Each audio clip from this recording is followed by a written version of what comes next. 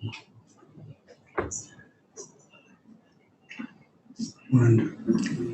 stream. Okay,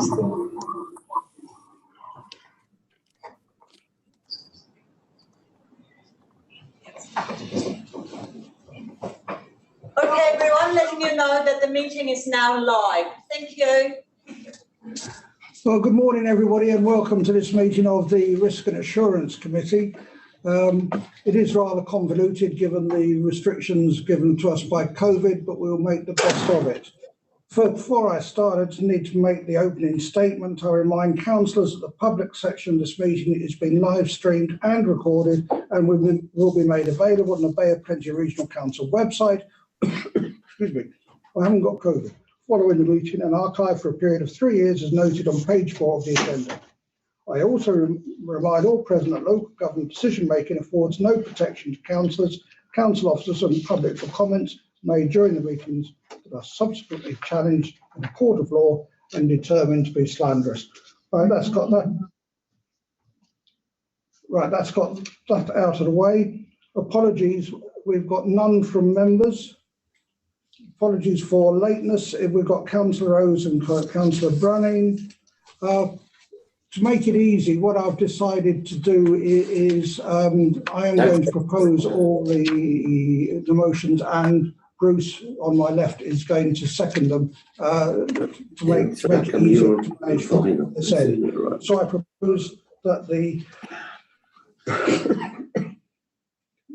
apologies and apologies for lateness are accepted. I'll second it. All those in favour, please raise your hand.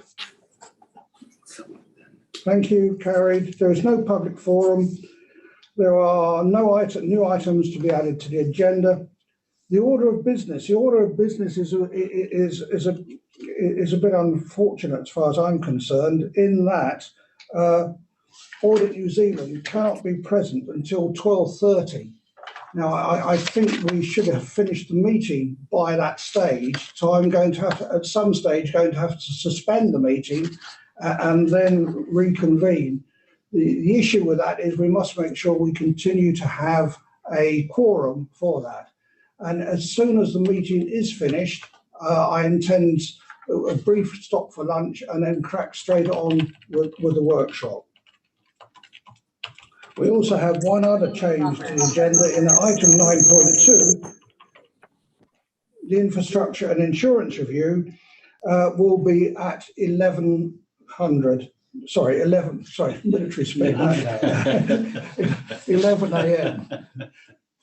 So I'm going to call for any declarations of conflict of interest. Anybody got a conflict of interest? Thank you. Public excluded business to be transferred into open. There is none. Minutes. Mr. Chairman. Conflict of interest. Yeah, Stuart.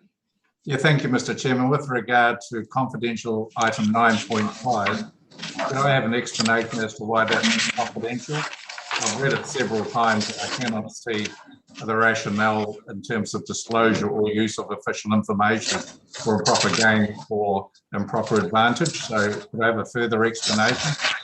If not, it should be transferred into the open. Through Mr. Chairman, that is an option for the members to do following the meeting. The completed audit reviews are, as a matter of course, provided in confidential because there may be some matters with certain audits and control risks associated with those audits, which, if disclosed to members of the public, may lead to a greater risk for the council and access to its systems, as an example. So these particular audits, as Councillor Crosby points out, does not fall into that category. So if you would like to disclose that or move that into public following the meeting, we will do that. Happy to do so, Mr. Chair. Thank you. Thank you. Right. Minutes, right. For risk and assurance meetings of the 10th of June, are there any amendments or matters arising? I therefore move that they be accepted. I second it. Bruce has seconded. All those in favour of receiving say aye or raise your hand. Aye. Thank you. Carry. Right, reports. Committee chairperson report, Matt Taylor. Thank you, Mr. Chairman. So this report, your first item on the agenda, relates to a forward-looking and a backward-looking work programme for the committee. So the appendices there are attached, attachment 1 and 2 for forward-looking and backward-looking, and happy to answer any questions, Mr. Chairman. Right, any questions on my report? No. No? Councillor Neese? So it didn't see Councillor Neese, Jane. Neese and then Crosby. Hello, just a possible future work stream would be, I think, is audit of the PGF and Crown Infrastructure Partners funding streams that we have received from government to make sure that they're delivering the proposed job and that we use contracts on the base of. Okay, go back to the work programme. Okay, that will be added to the work programme. Councillor Crosby. Yeah, thank you, Mr. Chair. Just in terms of the work programme again, we do this in a piecemeal fashion, but I believe we need to consider a stronger reporting mechanism in terms of the impacts of COVID or pandemic, in terms of business interruption and reporting and risk. In consideration of the announcements and where this country is sitting at the moment. Yeah, I fully agree with you. I think it's going to mean we have to wait to see what's going to come out on Friday, because that might give us a signpost for the way ahead. But I think in general terms, this committee needs to examine the subject, what I would call living with COVID, because there is no doubt that we are not going to eliminate COVID. We have to learn to live with it in the best way we can. I'm not particularly happy with the way we are organising the meetings at the moment. There has to be a better way of doing this. And certainly I will be talking with the staff and talking to the committee outside the formal meetings to work out, probably have a workshop, and I think it deserves a workshop on its own merits, to decide how we're going to live and work with this and to provide effective governance in the future. Excellent. Thank you, Mr. Chairman. Right.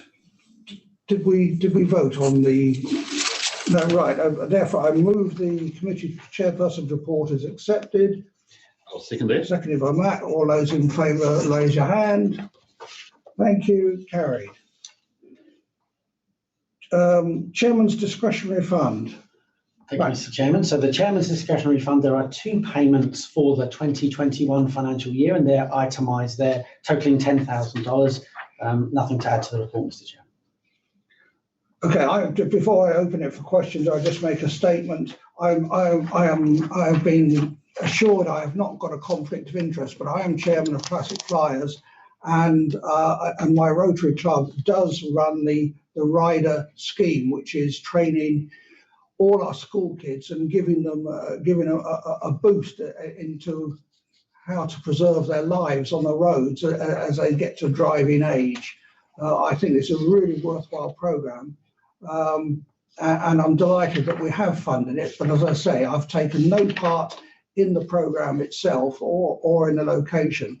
So with that statement, I opened up for questions.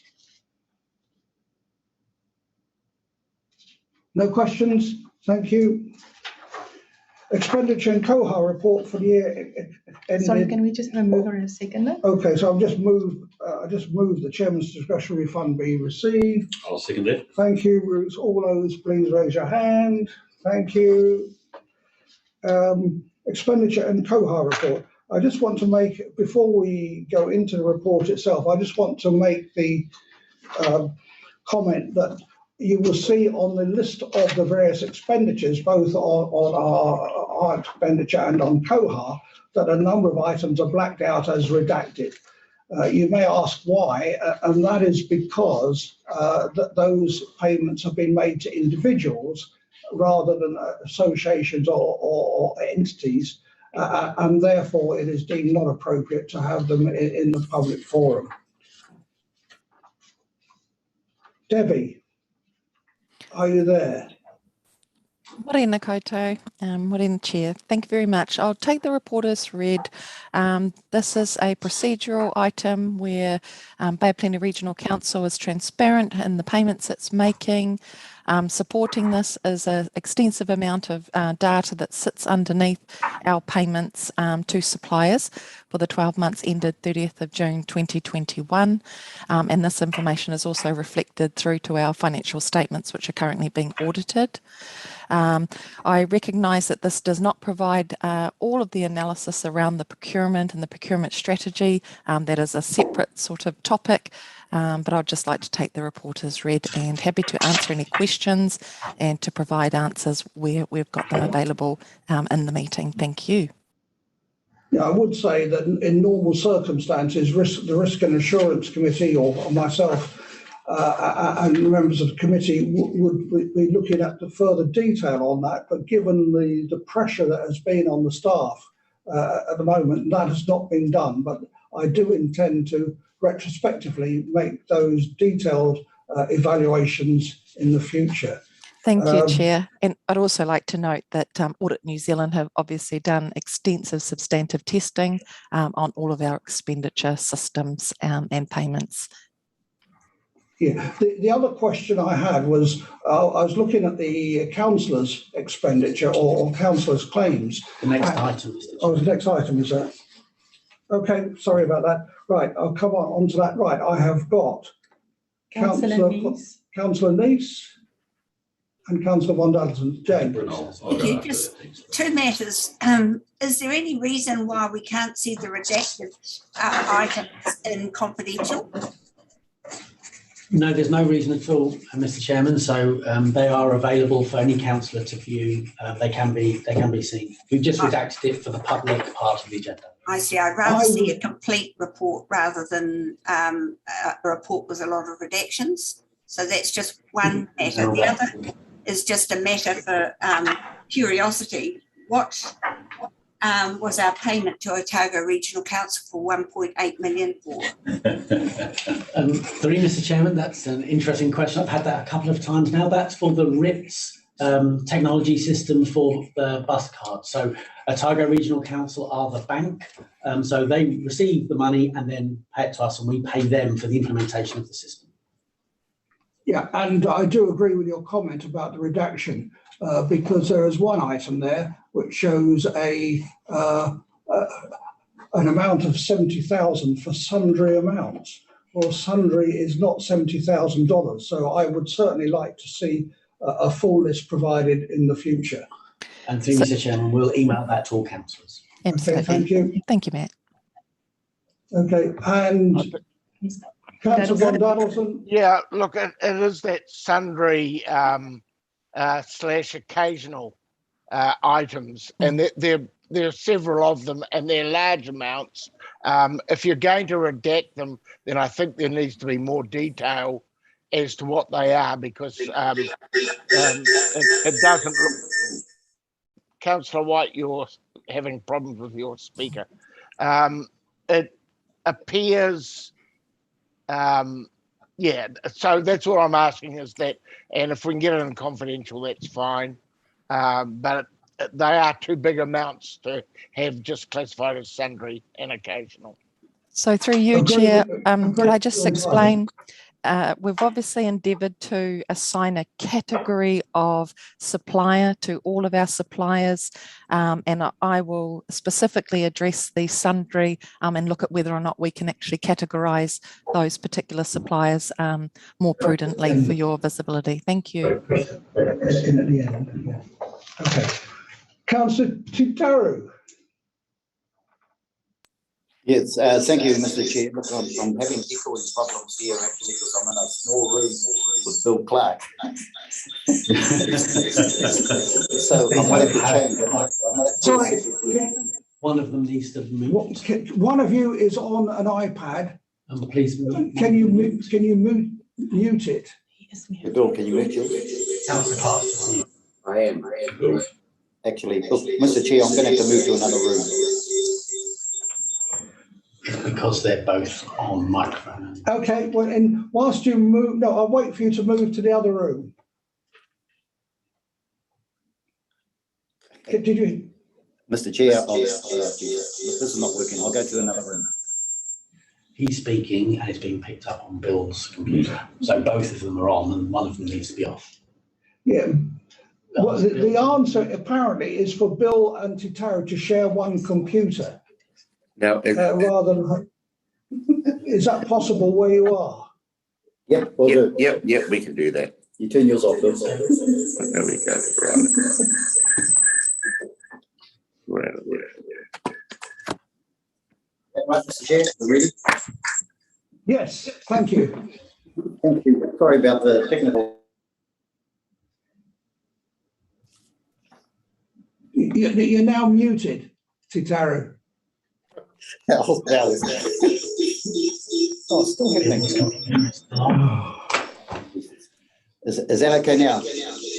Oh, no. No, it's not. Councillor Cart's computer is still on, his microphone is still on. It's still fine.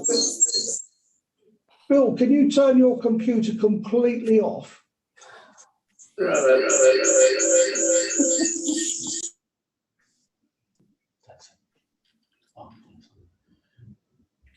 Can you ask one?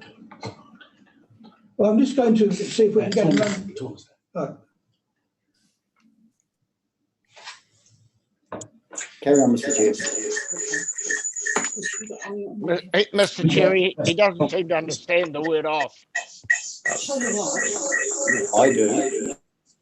We have Tona down there at the moment, and I'm hoping she can sort the matter out for us. But in the meantime, Bruce Robertson, the Deputy Chairman, has got a question which I'm going to proceed with. Bruce. Thank you. And Debbie, thank you for the report.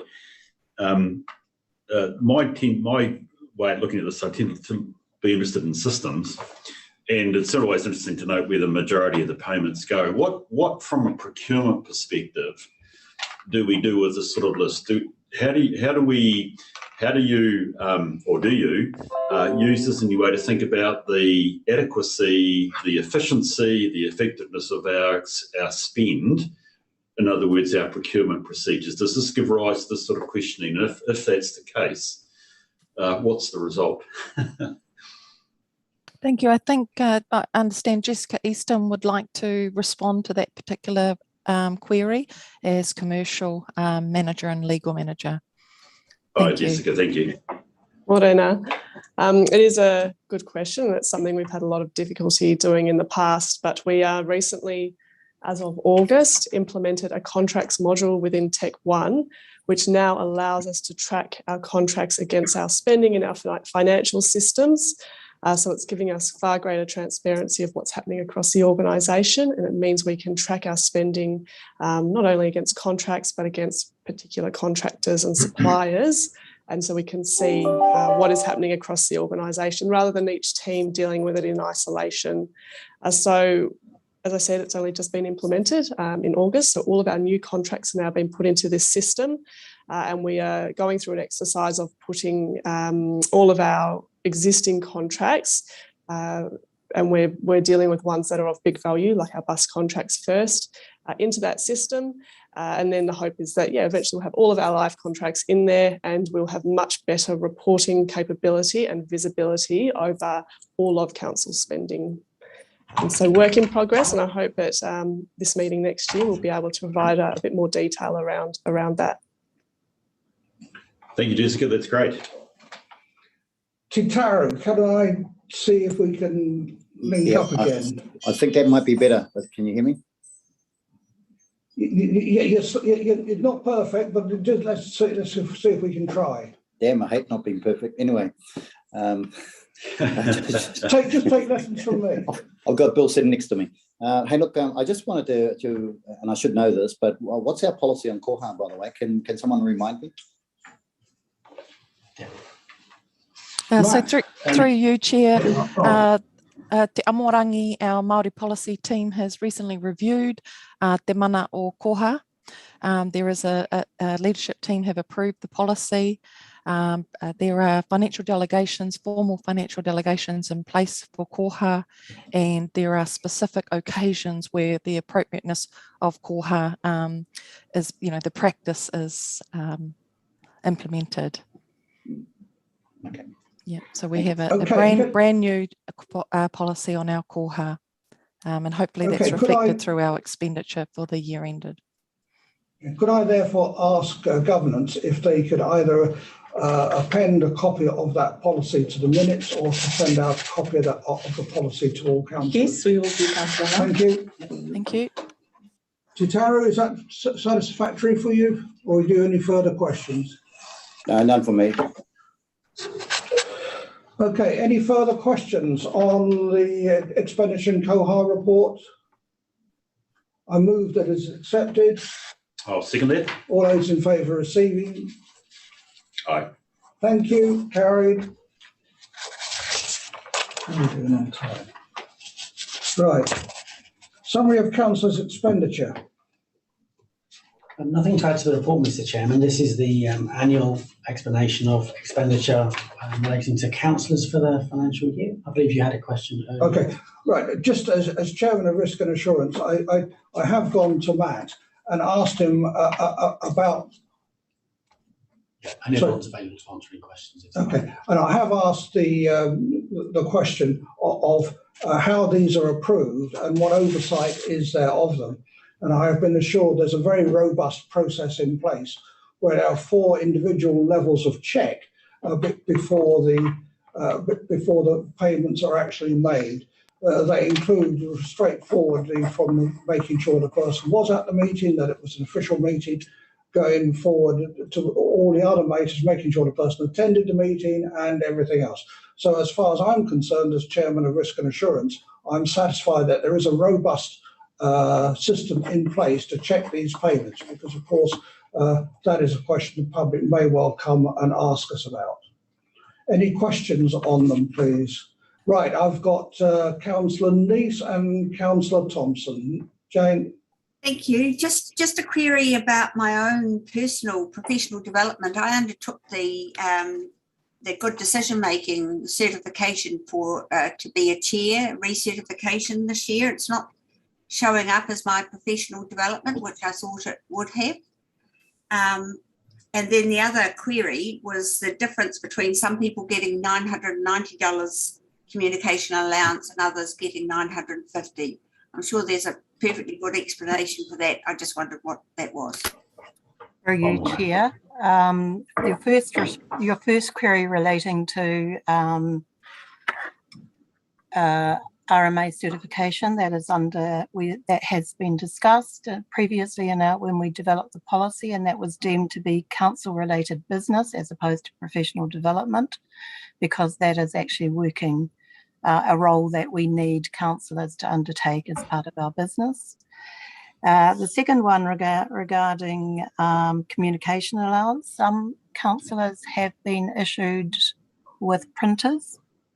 And that policy was stopped a while ago, but those councillors still have printers, and therefore that allowance of $40 is taken off that figure.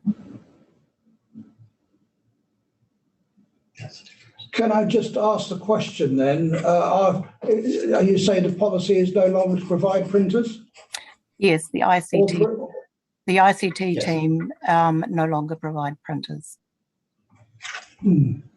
Okay. Councillor Thompson. Yeah, thank you, Mr. Chairman. Just an explanation, please, as to the chairman's expenses all being non-taxable. Just an explanation for that, thank you. The chairman's expenses, in terms of, they relate to the chairman's accommodation and sundry expenses. We can get the councillors a list of those individual items if they so wish.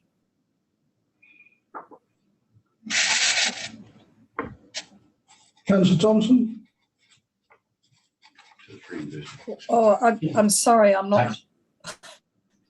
I didn't understand the explanation, sorry. I think just to help, because it's a reimbursement of expenses, there's not tax to pay on a reimbursement of a cost. So it's not a taxable payment like a salary would be. Fine. Okay, I got you. Thank you, Mr. Chairman. Councillor White. Yeah, I'm just looking at my own, and the obvious one here is council-related business. I'm assuming that is taken into account the conference down in the Local Government New Zealand conference attendance and a couple of other matters, because I'm surprised it's that much, but never mind. And professional development, I've been on a couple of programs and courses. So is there a switch between the two or not? I just want to understand that a little more. So first of all, councillors were given a breakdown of all their individual expenses and how they were, how they related to the different columns, and were asked to respond if there was anything that didn't look right. And in terms of the second question, there are under our elected members' expenses policies, there are some expenses that relate to council-related business. So that is, you've been requested to attend a conference on behalf of the council, which is different to you would like to attend a conference for your own professional development. Right. Councillor White, I can send you that breakdown for you to have a look at after the meeting. Thank you, and apologies. Thank you. And I just asked the question whilst we're here, does anybody else want to see their breakdown who hasn't properly read it or hasn't read it before? No, that's okay. Fine, thanks. Any further questions, please, on councillors' expenditure? No, therefore I move the report as accepted. I second that. All those in favour of receiving, please raise your hand. Thank you. Carried. Right, the next item is Audit New Zealand Financial Report. That is the one which is delayed until 12:30, right? So we move on to item 8.7. So we're moving on to item 8.7. Can you name the page, please? 61. Page 61. Essential Freshwater Policy Programme Risks. We should have Nicola available. Excellent. Perfect. There she is. Nicola, over to you. Thank you. Tēnā koutou katoa, ko Nikki Green tōku ingoa. For those of you who don't already know me, I'm a Principal Advisor in Policy and Planning, reporting to Julie Bevan in Namuta Potasi's group. I oversee with a lead team the Essential Freshwater Policy Programme, which the purpose of which is to implement the National Policy Statement for Fresh Water, and that will result in changes to the Regional Policy Statement and Regional Natural Resources Plan in 2024. So this paper can be largely taken as read. The risks attached were reported to Strategy and Policy Committee, who referred them to Risk and Assurance Committee for information only, as I understand it. The key points to note, the risks are on in an attachment on page 65. Some changes to risks over time. One is the time frame. We are reporting to the next Strategy and Policy Committee, seeking decision from them as to whether to change the deadline for notification from July to the end of the year in 2024. December 2024 is the statutory deadline, and that's because further risks are unfolding that may make it difficult to achieve that July date, but there's a choice there as to whether to make a change now or keep watching how those roll out and make that decision later. The other risk that has changed a bit was that at the time this was written, the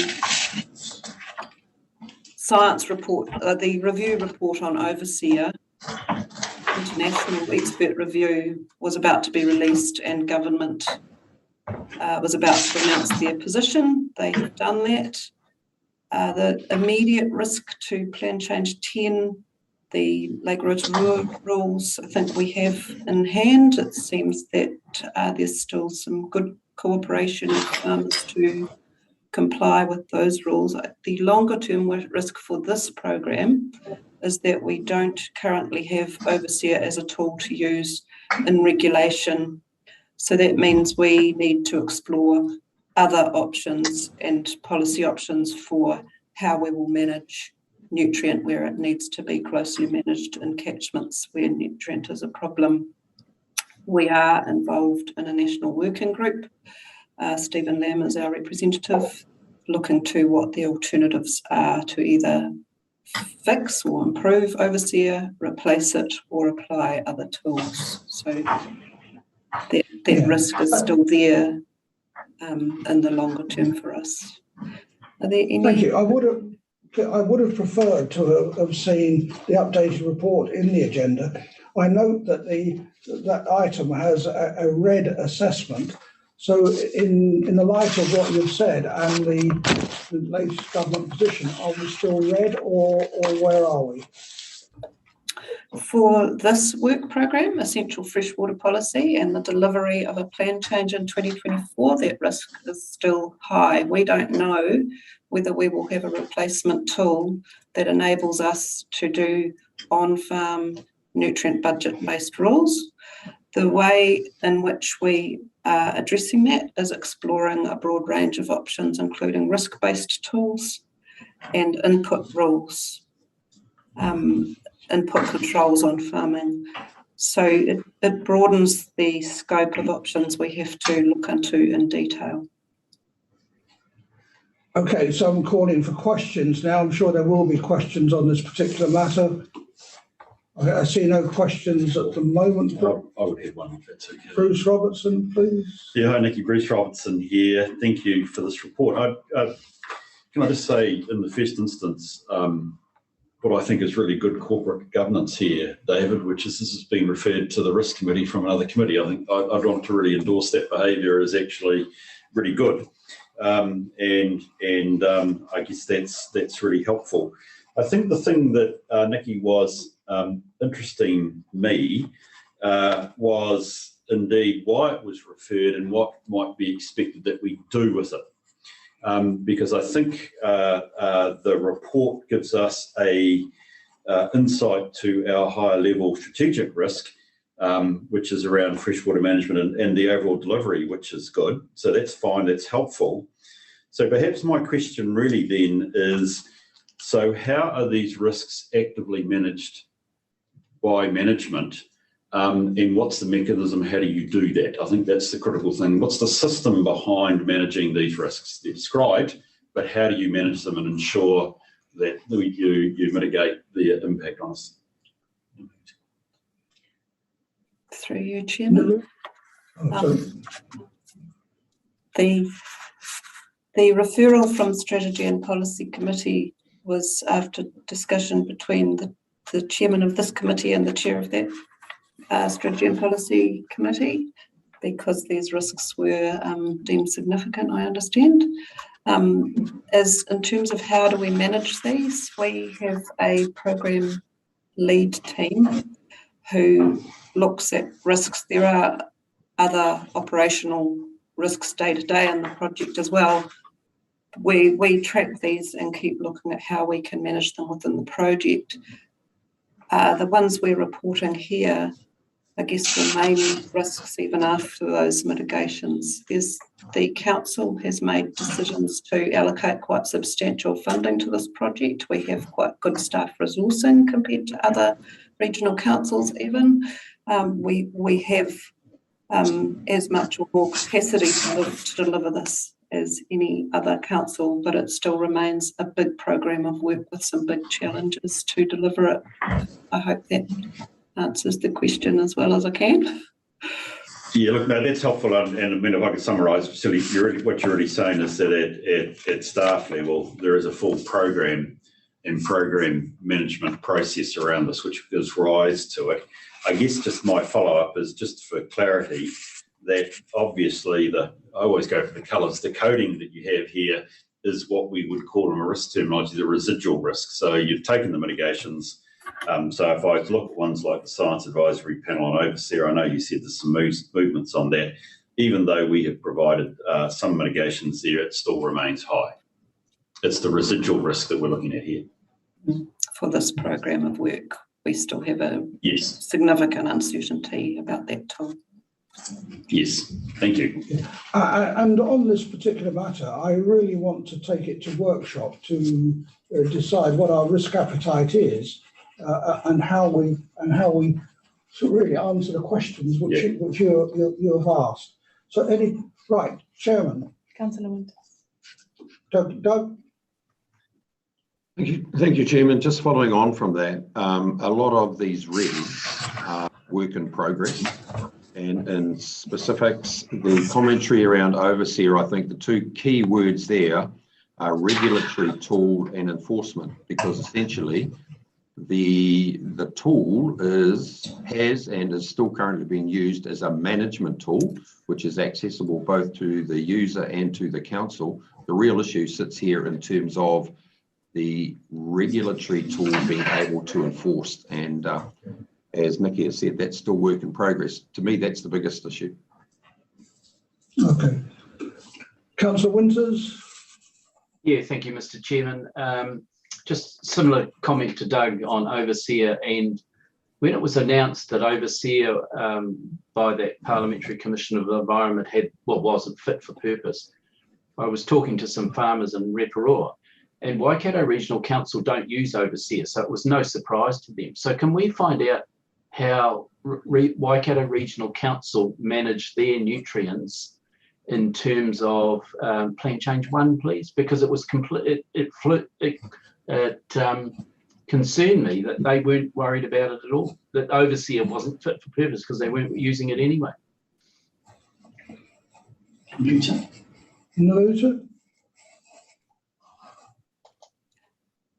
Through the chair, we will look into that, because it was my understanding that the Waikato Regional Council are using overseer, and that has created some issues. So we can certainly look into that and get back to you on that. Okay, thank you. Thank you. Further questions? There have been none. I move that the report is accepted. Well, and I'll second that. All those in favour, raise your hand. Thank you. Carried.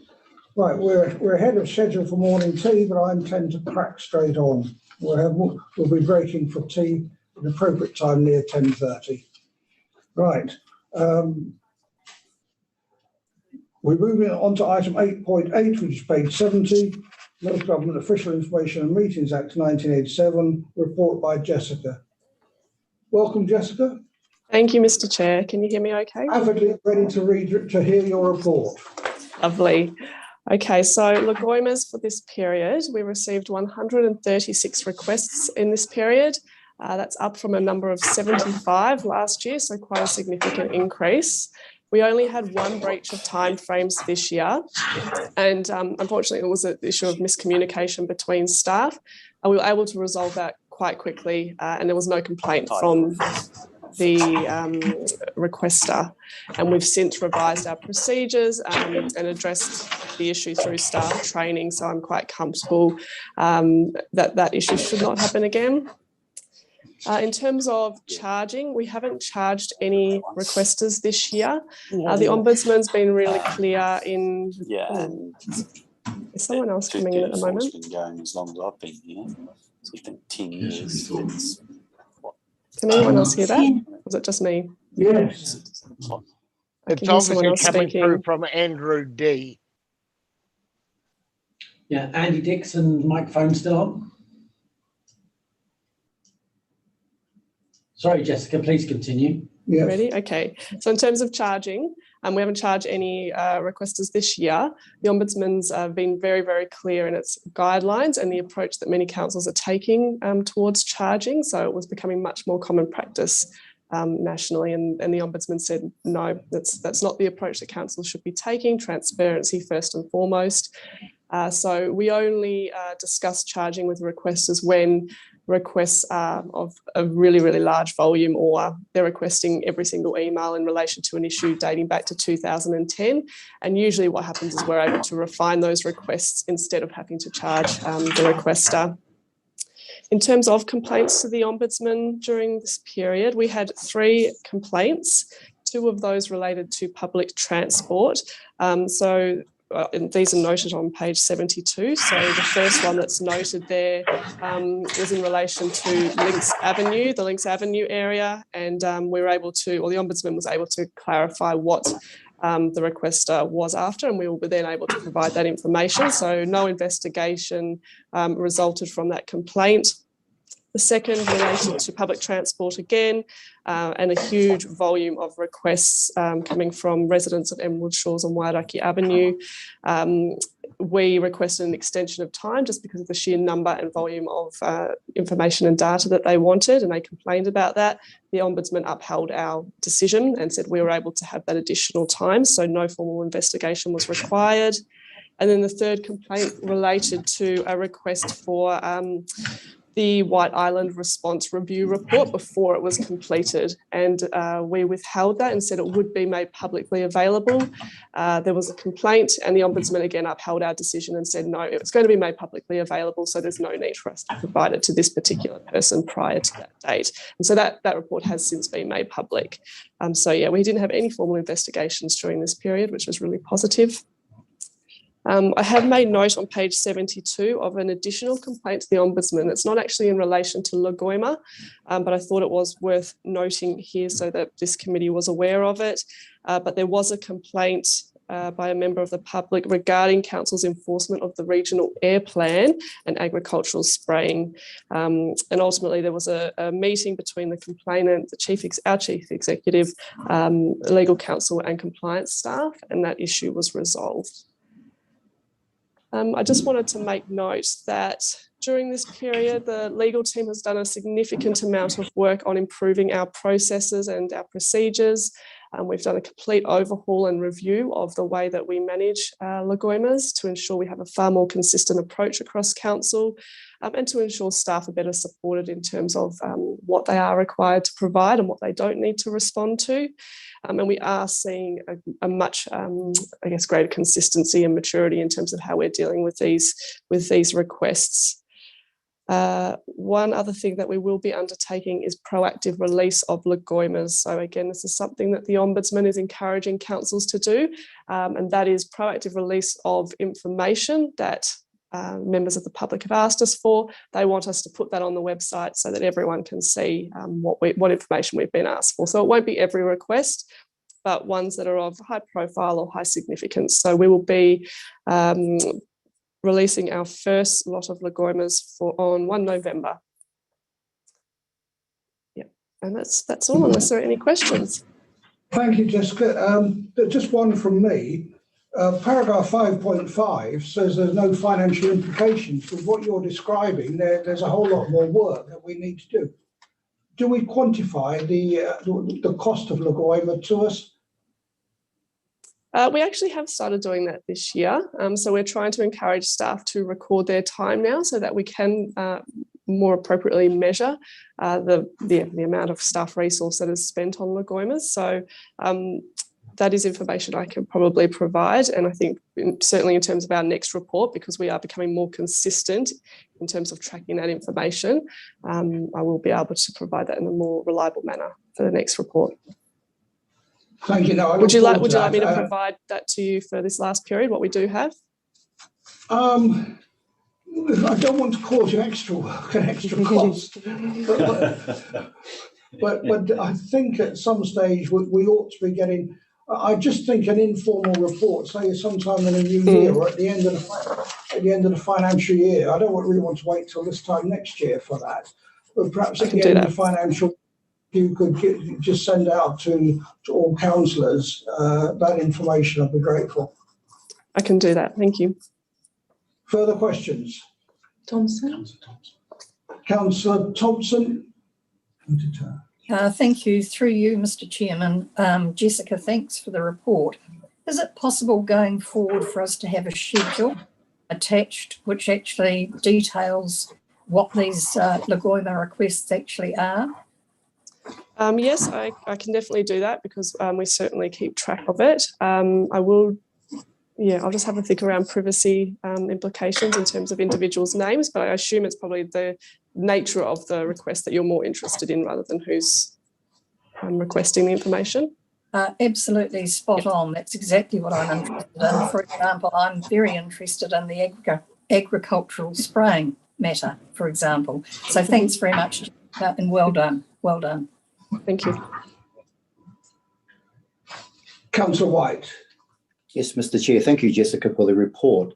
Of the 136 requests that have been made in the period, any idea of how many of those were from iwi-based organisations? Oh, I don't know that off the top of my head. It's probably something that we could go through the data and collate. So I'll see if we're able to provide that information, and I can let you know. No, thank you. I just note that the tangata whenua relationships are one of the higher areas moving forward, and so just it's an interesting, just of interest to me anyway. Thank you. Yeah, it's certainly something that we can track moving forward. I think that one may be of interest to all of us, actually. So, Tito, would you want to wait until the end of the year for that, or would you like it updated now?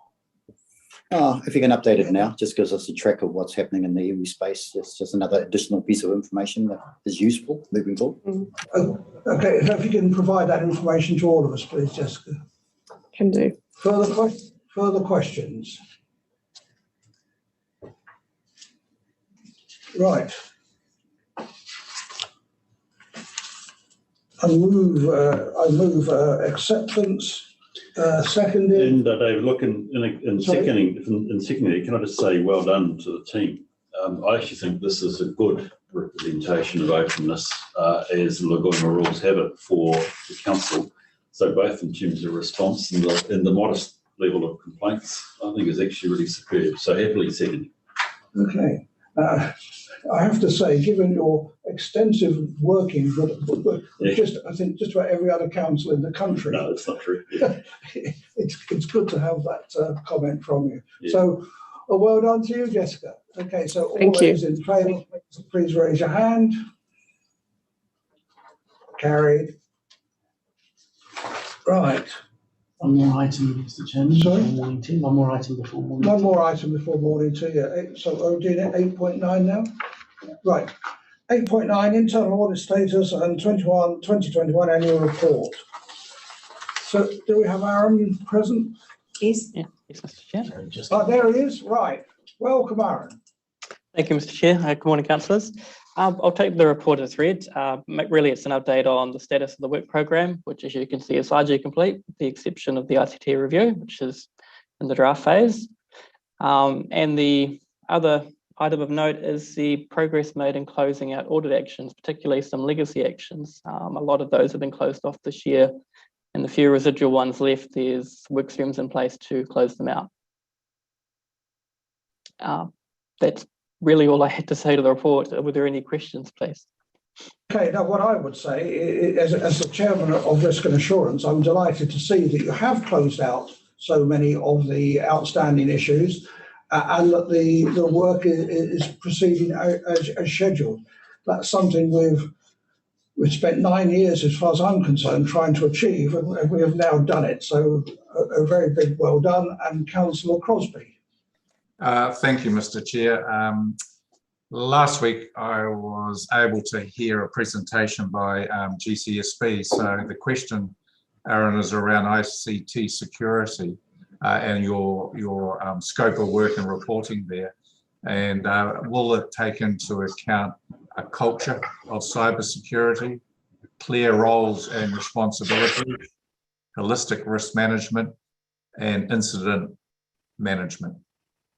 Through you, Chair, yes, it will. The review aligns to the New Zealand Security Information Management Manual, which, as I've mentioned before, is a large volume of work, which is geared for central government, but there are aspects of that that are suitable for us, and the review will align to the principles within that, which includes governance, incident management, and other areas that you're mentioning, and culture.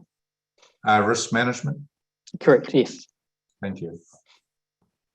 Outside the formal committee structure, I work with both Matt and Summit and Everly on reviewing all these matters, and it's a hot potato for me as far as I'm concerned. I'm very keen always to make sure we are we are the best we can be. We can never be perfect. That's impossible in the IT space, but certainly it is something I pay particular attention to. Further questions?